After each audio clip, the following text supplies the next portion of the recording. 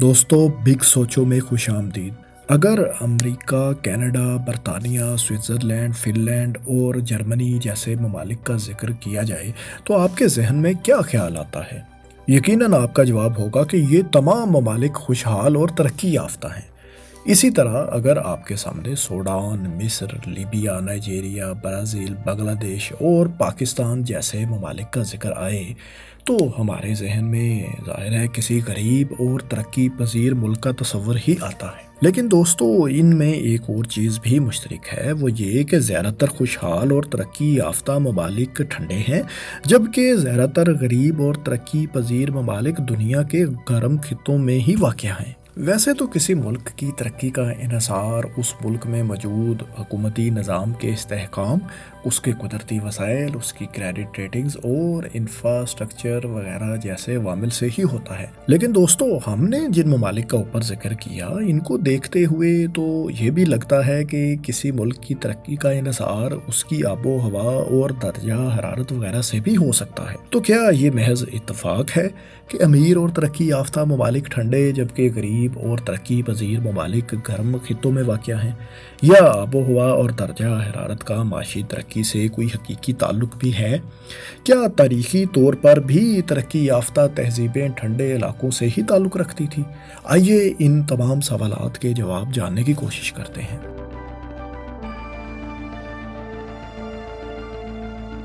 دوستو آج کل ہمارے پاس دنیا کے تمام تر ممالک کی معاشی ترقی اور ان کے درجہ حرارت سے متعلق ڈیٹا موجود ہوتا ہے، اس لیے ان کا آپس میں تعلق یا کوریلیشن بآسانی جانچا جا سکتا ہے۔ کسی ملک کی معاشی ترقی جانچنے کا اہم ترین پیمانہ اس ملک کا فی کس جی ڈی پی یا per capita G D P ہوتا ہے۔ فی کس جی ڈی پی کسی ملک کی فی شخص اقتصادی پیداوار کو ظاہر کرتا ہے۔ یہ بالواسطہ طور پر کسی ملک کی خوشحالی کا تعین بھی کرتا ہے۔ دنیا میں فی کس جی ڈی پی کے اعتبار سے نمایاں ترین ممالک میں زیادہ تعداد ٹھنڈے ممالک ہی کی ہے۔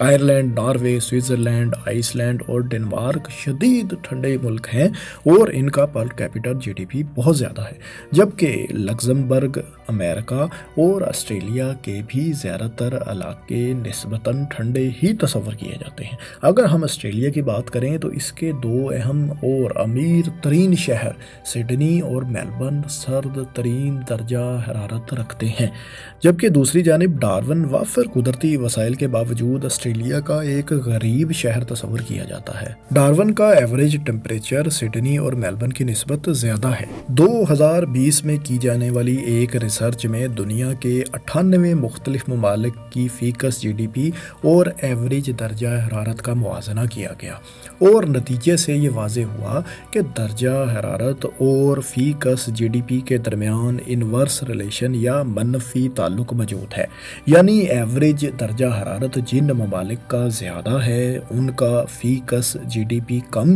اور ایوریج درجہ حرارت جن ممالک کا کم ہے ان کا فی کس جی ڈی پی زیادہ ہے۔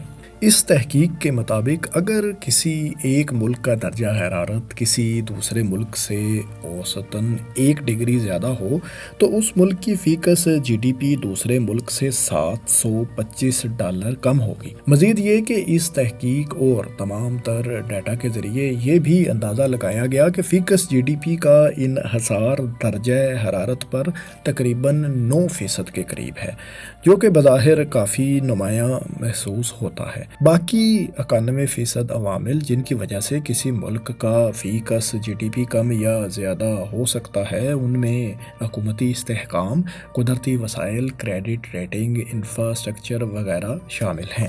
لیکن دوستو یہاں سوال یہ پیدا ہوتا ہے کہ یہ تمام ڈیٹا بے ربط اور غیر متعلقہ بھی تو ہو سکتا ہے، اور کیا یہ ممکن ہے کہ کوئی تیسرا عنصر بھی موجود ہو جو درجہ حرارت اور فی کس جی ڈی پی کے درمیان تعلق قائم کرتا ہو؟ مثال کے طور پر اگر کوئی کہے کہ تحقیق سے پتہ چلتا ہے کہ جب ایئر کنڈیشنرز کی سیل بڑھتی ہے تو پانی میں ڈوب کر مرنے والی افراد کی تعداد میں بھی اضافہ ہو جاتا ہے، تو یقیناً آپ کہیں گے کہ ایئر کنڈیشنز کی سیل کا پانی میں ڈوب کر مرنے والوں سے کیا تعلق ہے؟ حقیقتاً ایسا ہی ہے، لیکن اس تعلق میں ایک تیسرا عنصر بھی ہے جو ایسیز کی سیل اور پانی میں ڈوب کر مرنے والوں کے درمیان مشترک ہے۔ وہ ہے گرمی کا موسم، یعنی گرمیوں میں ہی ایسیز کی سیل میں اضافہ ہو جاتا ہے، اور گرمیوں میں ہی سوئمنگ پول یا ساحلوں وغیرہ پر نہانے والے افراد کی تعداد میں بھی اضافہ ہو جاتا ہے، جس کی وجہ سے ظاہر ہے گرمیوں میں پانی میں ڈوب کر مرنے والوں کی تعداد بھی کچھ نہ کچھ بڑھ جاتی ہے۔ لہٰذا بالواسطہ طور پر جب ایسیز کی سیل میں اضافہ ہوتا ہے تو اسی وقت پانی میں ڈوب کر ہونے والی ہلاکتوں کی تعداد میں بھی اضافہ ہو جاتا ہے۔ تو دوستو، کیا کسی ملک کے درجہ حرارت اور اس کی فیکس جی ڈی پی کے درمیان بھی کوئی تیسرا پوشیدہ عنصر ہو سکتا ہے؟ اس حوالے سے اب تک متعدد ریسرچز کی گئی ہیں جس میں کسی ملک کے درجہ حرارت اور اس کے فیکس جی ڈی پی کا آپس میں براہ راست تعلق یا ان کے درمیان کسی تیسرے عنصر کا تکنیکی بنیادوں پر جائزہ لینے کی کوشش کی گئی ہے۔ آئیے ہم ان عوامل کا مختصراً جائزہ لیتے ہیں جو ممکنہ طور پر ٹھنڈے ممالک کی ترقی کا باعث ہو سکتے ہیں۔ کہا جاتا ہے کہ ٹھنڈے علاقوں میں رہنے والے لوگ سخت جان اور منظم ہوتے ہیں۔ بظاہر یہ بات درست بھی محسوس ہوتی ہے، کیونکہ تاریخی اعتبار سے بھی دیکھا جائے تو شدید سردی میں گزارا کرنے کے لیے لوگوں کو پہلے سے منصوبہ بندی کرنا پڑتی تھی۔ شدید ٹھنڈے ممالک میں لوگ اس وقت تک سردیوں میں گزارا نہیں کر پاتے تھے جب تک وہ خوراک اور ایندھن وغیرہ کو ذخیرہ کرنے، اچھی پناہ گاہیں بنانے اور دیگر وسائل کو محفوظ کرنے کی پیشگی منصوبہ بندی نہ کر لیں۔ لہٰذا یہ کہا جا سکتا ہے کہ ٹھنڈے علاقوں کے لوگ ہمیشہ سے ہی زیادہ منظم تھے، اور آج بھی ان کی زندگیوں میں وہ منصوبہ بندی اور نظم و ضبط نظر آتا ہے۔ شاید یہی ان کی ترقی کا ایک راز بھی ہے۔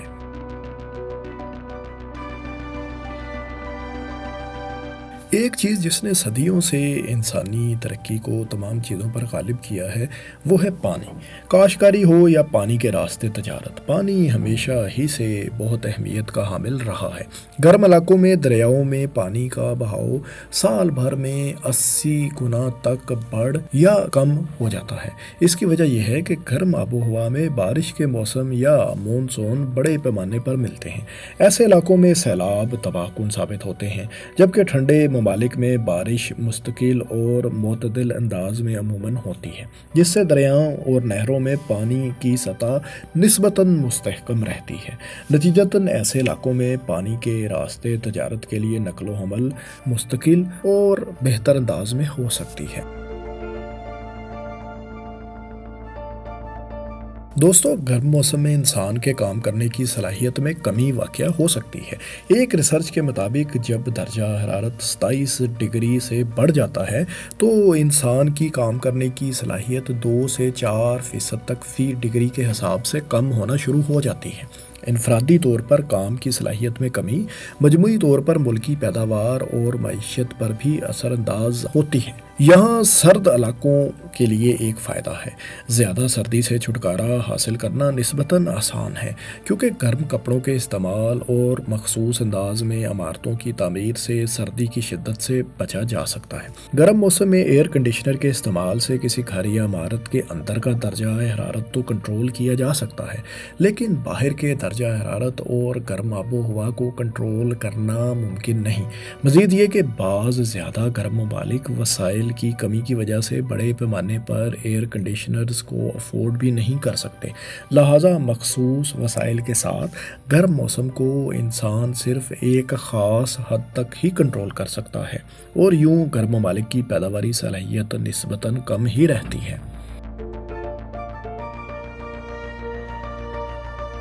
شدید ٹھنڈے علاقوں میں بڑے پیمانے پر فصلوں کی کاشت نہیں کی جا سکتی، اور مزید یہ کہ کچھ ٹھنڈے ممالک ایسے بھی ہیں جہاں قدرتی وسائل جیسا کہ تیل اور گیس کے ذخائر بھی موجود نہیں۔ لہٰذا ایسے ممالک نے اپنی زیادہ تر توجہ کاشتکاری کی بجائے صنعتی پیداوار اور نئی ٹیکنالوجیز پر مرکوز رکھی۔ نتیجتاً ٹھنڈے ممالک اپنی صنعتی برآمدات، بہتر انفراسٹرکچر اور ٹیکنالوجیکل سروسز کے باعث گرم ممالک کی نسبت زیادہ امیر اور خوشحال ہو گئے۔ یہ بھی ایک تھیوری پیش کی جاتی ہے۔ دوستو جہاں ایک طرف ہمارے پاس ٹھنڈے امیر ممالک اور گرم غریب ممالک کی بے شمار مسالیں موجود ہیں، وہاں اس کے برعکس مسالیں بھی مل جاتی ہیں، جیسا کہ سنگاپور، قطر، متحدہ عرب امارات اور سعودی عرب غرب ممالک ہونے کے باوجود امیر اور ترقی یافتہ ہیں۔ عرب ممالک کے امیر ہونے کی واحد وجہ وہاں پر موجود بے پناہ قدرتی وسائل ہیں، جبکہ سنگاپور حقیقی معنوں میں ایک ایسا ملک ہے جو قدرتی وسائل کی کمی کے باوجود ایک مضبوط معاشی طاقت بن کر ابھرا ہے۔ دوسری طرف شمالی کوریا شدید ٹھنڈا ہونے کے باوجود غریب ملک ہے۔ اس کی وجہ تو ظاہر ہے ان کا سیاسی سیٹ اپ ہے۔ اس کے علاوہ روس ایک ایسا ملک ہے جو شدید ٹھنڈا ہونے کے ساتھ ساتھ قدرتی وسائل سے بھی مالا مال ہے، لیکن اس کے باوجود وہاں کا فیکس GDP نمایاں نہیں۔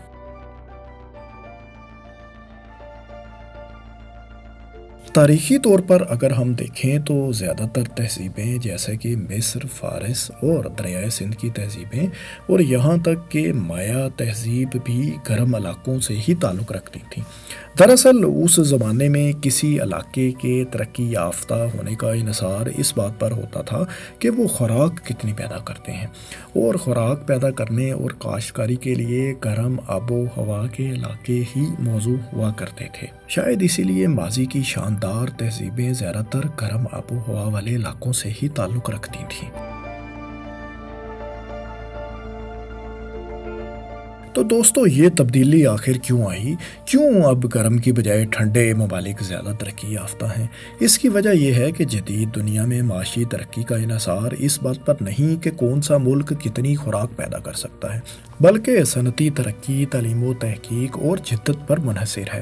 ٹیکنالوجی، دفاع اور سروسز کی فراہمی زیادہ اہم اور قیمتی ہو گئی ہیں۔